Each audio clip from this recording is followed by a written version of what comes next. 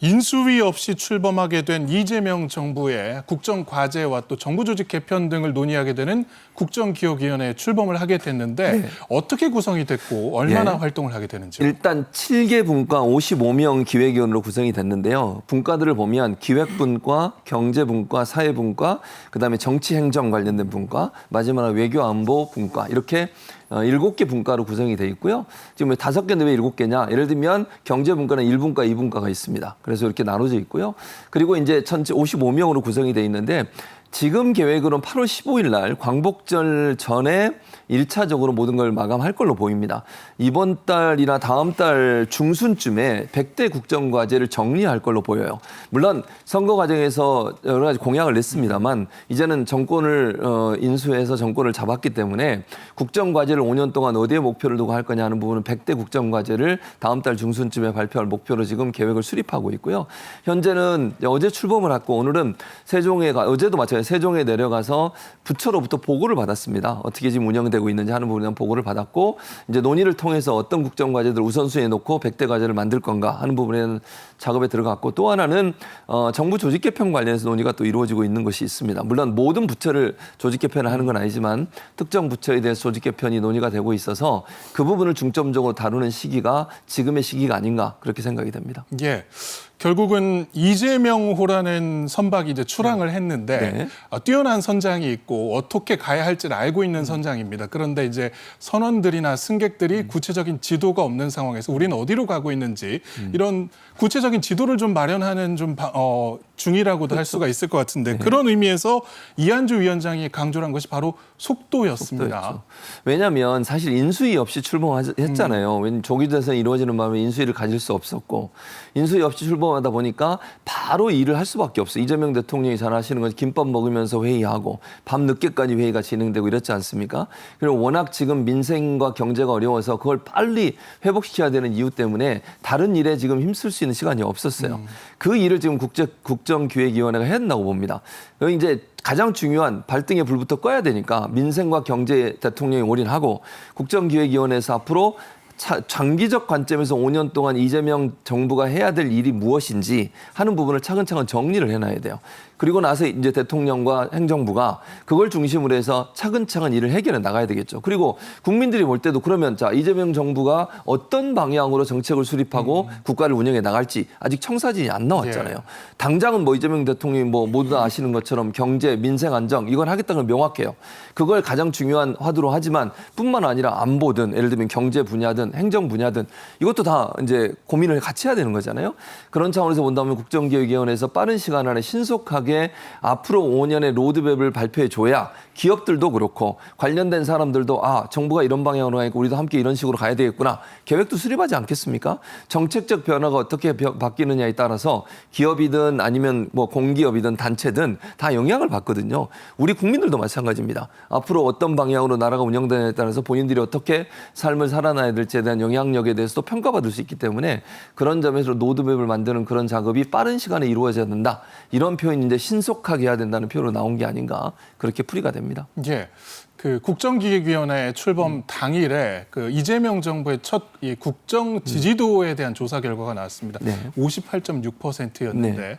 그 이재명 대통령이 입장을 밝혔어요. 본인은 원래 그 취임 초기보다 말기에 더 지지도가 나오는 편이다라고 그 기내 간담회에서 밝혔습니다. 그렇습니다. 맞습니다. 말씀하셨는데 58.6%도 적은 숫자는 아니라고 생각해요. 근데 이재명 대통령이 기내 간담회에서 이 얘기를 한 건 이 질문이 들어왔기 때문에 그래요. 질문이 들어와서 그 얘기했는데 본인이 뭐라고 그랬냐. 경기도지 성남시장 할 때도 처음에는 별로 지지율이 안 높았다. 근데 끝날 때는 80% 정도 지지율이 나왔다는 거죠.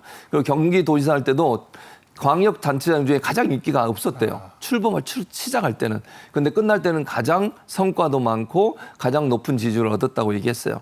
저는 그게 무슨 말이라고 이해를 하냐면 성과 위주라는 거예요. 실용주의와 성과를 자신이 가장 큰 무기로 알고 있다고 저는 생각합니다. 그러니까 지지율이 처음 시작할 때는 사람들이 뭐 잘할까? 이런 기대감과 반신반의가 있겠지만 물론 저는 뭐 이재명 대통령은 지금은 그렇지 않다고 보지만요. 그런데 이후에 일하는 모습을 보면서 반대했던 사람들 또 혹시나 대선 과정에서 지지하지 않았던 분들마저도 지지하게 만드는 그런 모습을 보이겠다는 본인의 각오라고 생각합니다. 이재명 대통령 입장에서는 일로 성과를 내고 그 성과를 가지고 평가받고 국민들에게 지지를 받는 대통령이 되겠다. 이 말은 이념 가치 중심보다는 실용주의, 국민 우선주의, 그리고 국가 발전, 국가의 경제 성장 여기에 방점을 두고 모든 일을 하겠다는 거예요. 그래서 저는 그냥 이렇게 전망합니다. 지금까지 우리는요 진보 보수로 나누어서 진보 대통령, 보수 대통령이 갖고 있는 기본적인 이미지가 있어요. 저는 이재명 대통령이 그걸 완전히 깰 거라고 생각합니다. 본인이 이미 민주당 대표 시절에 중도 보수라고 본인이 선언을 했어요. 저는 그 방향으로 갈 거라고 생각합니다. 이념과 가치에 우선하는 안보도 마찬가지예요. 저는 그렇게 하지 않을 거라고 생각해요. 그래서 안보든 경제든 중도 보수적 성향을 보이면서 국민 모두에게 지지를 받는 그런 정책들을 적극적으로 발굴하는 그런 대통령이 된다는 각오의 발표였다고 생각합니다. 예. 자, 높은 기대감 속에 첫 발을 디딘 이재명 정부. 16일에 있었던 이한주 국정기획위원회 위원장의 제1차 전체 회의 모두 발언 일부 듣고 이야기 이어가겠습니다. 가뜩이나 일도 많고 아마 여러분들 책상에 있는 것만 해도 충격을 받으실 텐데 실제로 보고를 받으면 그 내용은 더 충격적인 상황이 벌어집니다. 굉장히 많은 일들이 기다리고 있고 아마도 그러면 분과는 월화수목 금금금 하실 수밖에 없는 상황이 되어질 겁니다. 모쪼록 좋은 여러분들의 역할로서 국민들께 기대에 보답했으면 좋겠습니다. 고맙습니다. 예, 월화수목 금금금 실제로 새 정부 출범 이후에 공무원들 업무량이 상당히 늘어난 것 같습니다. 네. 대통령실에 파견 왔던 국세청 직원도 과로로 좀 쓰러진 사례가 있기도 한데 실제로 국정기획위원회가 이런 공무원들 부담을 좀 덜어주기 위해서 세종으로 찾아가서 업무 보고를 받겠다고 밝혔습니다. 예, 그렇죠. 지금 이한주 위원장의 말씀은 이제 각 분과 위원들에게 지금 시간도 많지 않고 짧은 시간 내에 국민의 기대감을 충족시키기 위해서는 휴일이 없다. 월화수목 금금금 이렇게 해야 된다는 걸 강조하는 차원에서 얘기했지만 실제 일선에서 일하는 공무원들 굉장히 고생 많거든요. 저도 국방부에서 20년 근무를 해봤습니다만 정말 월화수목 금금금입니다. 그렇게 근무를 했던 특히 세종에서 경무에 시달리는 공무원들 서울로 와서 보고해라 그러면 시간을 길어서 많이 뺏기고 그러면 그게 굉장히 비효율적이다. 차라리 분과위원들이 직접 내려가서 국정기획위원들이 세종의 정부청사에 가서 각 분과별로 각 부처별로 국민들에게 직접 공무원들로부터 직접 설명을 듣고 거기에서 이제 방향을 잡는 이런 방식으로 좀 더 효율적으로 하겠다는 얘기인데 그래서 지금 현안 대응에 바쁜 공무원들을 생각을 해서 뭐 방대하게 많은 걸 다 하는 것보다는 핵심 현안 위주로 집중적으로 질의응답을 하고 관련된 방향을 정리를 해서 뭐 이 위원장 말로는 골목골목 선대위처럼 활동을 하겠다. 그러면서 각 부처를 직접 찾아가서 받는 업무 보고를 하겠다. 이런 언급을 했습니다. 예. 이미 정부가 출범을 해서 각종 정책들은 추진이 되고 있습니다만 네. 구체적인 국정 과제라든가 정부 조직 개편은 아직 이루어지지 않은 상황. 결국은 국정기획위원회는 속도감이라는 키워드를 강조하고 있습니다. 그렇습니다. 속도감이 아까 필요하다고 제가 말씀을 언급해 드렸는데 이유는 뭐 시간이 없다는 거죠. 왜냐하면 이게 뭐 60일까지 일을 할 수 있고 뭐 더 필요하면 10일 정도 더 일을 할 수 있는데요. 60일 안에 결론을 낼 거라고 저는 봅니다. 그리고 가장 중요한 몇 가지 포인트 키워드를 설명을 했는데 키워드가 뭐냐면 회복이에요. 경제도 어렵고 지금 민주주의도 회복이 안 되고 이런 상황이겠어요. 이걸 완전히 회복하는 데는 시간이 좀 걸립니다. 그게 바로 이제 국민 주권 정부라고 표명한 이재명 정부의 키워드라고 생각합니다. 경제 성장을 해서 경제를 회복시키고 민주주의를 완전히 회복시켜서 다시는 비상경과 같은 잘못된 행동을 하지 못하도록 만드는 그런 나라의 민주주의 체제를 완성하는 것이고요. 또 하나는 성장이에요. 그러니까 회복을 하려면 성장이 반드시 필요합니다. 지금까지 민주당 정부나 진보 정권에서 가지고 있었던 키워드는 분배였습니다. 이재명 정부는 분배보다 먼저 성장을 주장하고 있습니다. 왜? 분배는 성장이 기반돼야 돼요. 성장 없이 분배는 불가능합니다. 성장을 해야 분배를 하지 않겠어요? 뭘 나눠주려면 나눠줄 게 있어야 되겠죠. 그러기 위해서 기업 중심의 기업 성장과 기업의 기업 활동을 지원하는 쪽에 방점을 둘 거라고 저는 봅니다. 우선적으로. 그리고 기업 활동이 늘어나서 경제적 성장이 이루어지면 그걸 가지고 분배를 좀 더 확대하는 이런 방향으로 갈 가능성이 있다는 생각이 들고요. 그다음에 인권입니다. 우리나라 곳곳에 아직도 인권 문제가 아직 사각지대로 남아있는 지점이 많아요. 이 부분을 좀 더 회복시키는 쪽으로 가는. 그리고 국민 행복이에요. 그러니까 국민 행복은 결국 경제적인 최소한의 생존에 필요한 생활에 필요한 기본소득이 이루어지는 사회를 만들겠다는 게 저는 국민 주권과 국민 행복 추구권이라고 생각을 합니다. 그런 부분에 방점을 두고서 아마 진행해 나갈 것으로 보여지고요. 이런 공약의 키워드를 가지고서 60일 안에 가능한 한 모든 국정과제를 정리하는 쪽으로 갈 가능성이 높아졌다 이렇게 전망이 됩니다. 예, 그렇다면은 이렇게 속도감 있게 추진되는 국정기획위원회 일정 속에서 가장 최우선적으로 이뤄내야 할 것, 과제는 어떤 게 있을까요? 일단은 정부 조직 개편을 하는 것입니다. 왜냐하면 이거는 정부가 출범하고서 초기에 이제 정부 조직 개편을 하잖아요. 큰 틀에서 변화는 크게 없을 거라고 저는 봐요.